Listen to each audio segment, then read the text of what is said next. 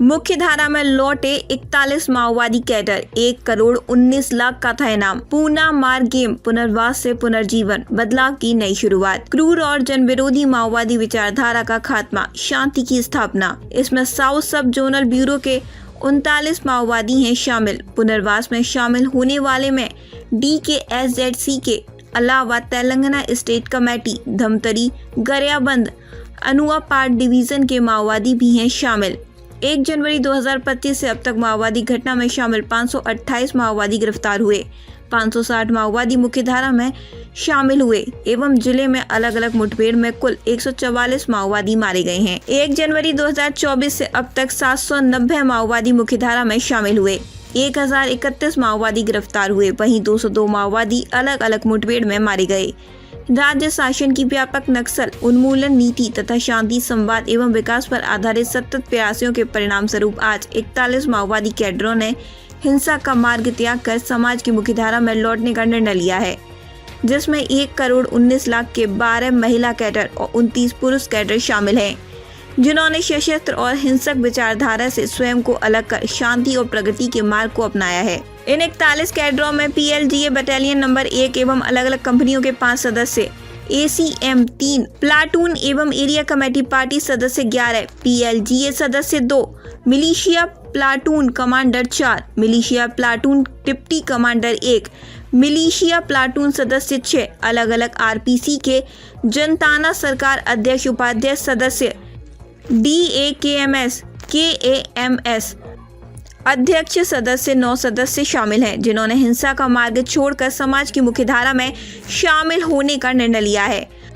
Police महानिरीक्षक Bastar range, police महानिरीक्षक केरीपुर CG sector 6 Raipur, उप पुलिस महानिरीक्षक दंतेवाड़ा रेंज, उप पुलिस महानिरीक्षक केरीपुर ऑप्स बीजापुर सेक्टर के मार्गदर्शन व पुलिस अधीक्षक बीजापुर के निर्देश में जिले में चलाए जा रहे माओवादी उन्मूलन अभियान के तहत DRG Bastar fighter, STF cobra व केरीपुर बल के द्वारा किए जा रहे संयुक्त प्रयासों से तथा शासन की पुनर्वास एवं आत्मसमर्पण नीति के साथ ही शासन द्वारा चलाए जा रहे नियत नीला नारी योजना से प्रभावित होकर उप महानिरीक्षक CRPF sector Bijapur Shri BS Negi, पुलिस अधीक्षक बीजापुर डॉक्टर जितेंद्र कुमार यादव, अतिरिक्त पुलिस अधीक्षक ऑप्स श्री रविंद्र मीना, अतिरिक्त पुलिस अधीक्षक ऑप्स श्री अमन कुमार झा, अतिरिक्त पुलिस अधीक्षक बीजापुर श्री युलेंडन याग, द्वितीय कमान अधिकारी श्री राजेश चौहान, DC श्री अशोक कुमार, उप पुलिस अधीक्षक ऑप्स श्री सुदीप सरकार, उप पुलिस अधीक्षक बस्तर फाइटर श्री चंद्रहास, उप पुलिस अधीक्षक श्री रोशन आहूजा के समक्ष आत्मसमर्पण किए। इन 41 कैडरों के समाज में पुनर्वास और पुनः समावेशन के लिए आवश्यक विधिक प्रक्रिया जारी है। राज्य शासन द्वारा अपनाई गई व्यापक नक्सल उन्मूलन नीति ने दक्षिण बस्तर क्षेत्र में स्थायी शांति की मजबूत नींव साबित की है। पुलिस, सुरक्षा बलों, स्थानीय प्रशासन, सामाजिक संगठनों और क्षेत्र के जागरूक नागरिकों के सामूहिक एवं समन्वित प्रयासों से हिंसा और भय की संस्कृति को संवाद और विकास की संस्कृति में बदलने में बड़ी सफलता मिली है। मुख्यधारा में लौटने वाले माओवादी कैडरों ने भारतीय संविधान में आस्था व्यक्त करते हुए लोकतांत्रिक व्यवस्था में सम्मानजनक एवं सुरक्षित जीवन जीने का संकल्प लिया है। पुनर्वास प्रक्रिया के तहत प्रत्येक कैडर को प्रोत्साहन स्वरूप 50,000 रुपये की तत्कालिक आर्थिक सहायता प्रदान की जाएगी। सुरक्षा बलों की सक्रियता और टीम वर्क। आत्मसमर्पण की इस महत्वपूर्ण प्रक्रिया में DRG नक्सल सेल, STF कोबरा 201वीं, 202वीं, 204वीं, 210वीं तथा केरीपुर 85वीं, 199वीं, 170वीं, 196वीं, 168वीं, 218वीं, 228वीं बटालियन का विशेष योगदान रहा है। इन सभी बलों ने लगातार क्षेत्र में अपनी सक्रियता, विश्वास निर्माण और संवेदनशीलता व्यवहार में माओवादियों को मुख्य धारा में लौटने के लिए प्रेरित किया है। बीजापुर पुलिस अधीक्षक डॉक्टर जितेंद्र कुमार यादव ने माओवादियों से अपील करते हुए कहा कि छत्तीसगढ़ सरकार की पुनर्वास नीति माओवादियों को आकर्षित कर रही है। आत्मसमर्पण करने वालों के परिजन भी चाहते हैं कि वे सामान्य जीवन जिएं और समाज के साथ कदम से कदम मिलाकर चलें। उन्होंने आगे कहा कि माओवादी भ्रामक और हिंसक विचारधाराओं को त्याग कर निर्भय होकर समाज की मुख्यधारा में लौटें। शासन की पूना मार्गेम नीति उनके भविष्य को सुरक्षित, सम्मानजनक और स्वावलंबी बनाने के लिए हर संभव सुविधा प्रदान कर रही है। कि आज बीजापुर में CRPF और जिला पुलिस के समक्ष में एक 40 माओवादी कटर ने आज आत्मसमर्पण करने का निर्णय लिया है और मुख्यधारा से लोग जुड़ रहे हैं। इसमें एक अच्छी बात यह है कि इसमें साउथ सब जोनल ब्यूरो उसके 39 माओवादी हैं जो आज सरेंडर कर रहे हैं। तो साउथ सब जोनल ब्यूरो में जो वेस्ट बस्तर डिवीजन और साउथ बस्तर डिवीजन आता है उसके भी 39 जो माओवादी हैं वो सरेंडर कर रहे हैं। इसके साथ में तेलंगाना स्टेट कमेटी और धरतारी गरिया बंदवापाड़ा डिवीजन का भी माओवादी इसमें आत्मसमर्पित कर रहे हैं। इसमें अगर हम बात करें तो टोटल इनके ऊपर 1 करोड़ 19 लाख का इनाम था जो आज सरेंडर कर रहे हैं। और इसी प्रकार कुल अगर 1 जनवरी 2024 से हम बात करें तो कुल 790 माओवादियों ने बीजापुर जिले में सरेंडर किया है और साथ में 1031 माओवादियों ने आज तक हमने गिरफ्तार किया है और इसी प्रकार 202 माओवादियों को न्यूट्रलाइज किया है। तो ये आज एक अच्छा पहल है कि आज 41 जो माओवादियों ने बीजापुर पुलिस के समक्ष में आत्मसमर्पण किया है।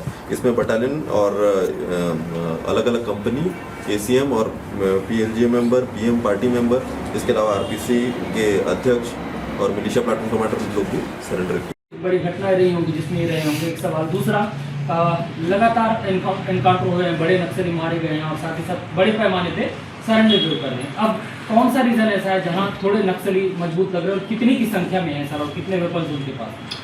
देखिए, जैसे मैंने बात किया था कि पहला जैसे आपका सवाल था कि जो अलग अलग संगठन से शामिल हुए हैं, जैसे आप देख रहे होंगे कि PLJ बटालियन से भी शामिल हैं और साथ में अलग अलग कंपनी से भी शामिल हैं।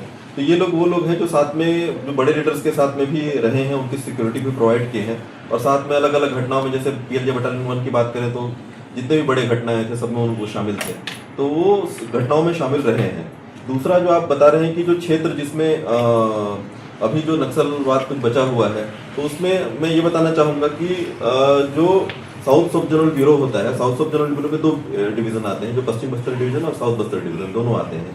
तो जो सरेंडर, जो पहला सरेंडर आपने देखा होगा जो जगदलपुर में हुआ था, एक मास सरेंडर हुआ था, इसमें मोस्टली नॉर्थ सब जोनल ब्यूरो के थे, लेकिन साउथ सब जोनल ब्यूरो में भी उसी प्रकार से सरेंडर लगातार हो रहे हैं। कल जैसे नारायणपुर में सरेंडर हुआ, सुकमा में सरेंडर हुआ, उसी प्रकार बीजापुर में, और इससे पहले भी आपने देखा था कि 103 सरेंडर हो या 51 सरेंडर हो, नंबर्स काफ़ी ज़्यादा थे सरेंडर्स के। तो सभी जो हैं माओवादियों की खोखली विचारधारा से अब क्षुब्ध हो चुके हैं और अभी वापस आ रहे हैं। और जिस प्रकार से जो PLJ बटालियन नंबर 1 के जो कमांडर हैं हिडमा, जिनका न्यूट्रलाइज हुए, उसके बाद में अभी एक संगठन में भगदड़ जैसा मच गया है और सभी मुख्यधारा में जुड़ना चाहते हैं। तो मेरी सबसे यही अपील है कि जितने भी लोग हैं जो मुख्यधारा में जुड़ना चाहते हैं वो तत्काल सरेंडर कर दें, नहीं तो जो ऑपरेशन्स हैं हमारे वो कंटिन्यू रहेंगे, लगातार जारी रहेंगे, और नहीं तो फिर वो या तो गिरफ्तार करना पड़ेगा या फिर अगर मुठभेड़ में शामिल होंगे तो मुठभेड़ में न्यूट्रलाइज भी होंगे। तो सभी से मेरी यही अपील है कि जल्दी से जल्दी वो लोग संपर्क करें और मुख्यधारा में शामिल हो जाएं। अभी इसमें एक अच्छी बात यह है कि इसमें साउथ सब जोनल ब्यूरो उसके 39 माओवादी हैं जो आज सरेंडर कर रहे हैं।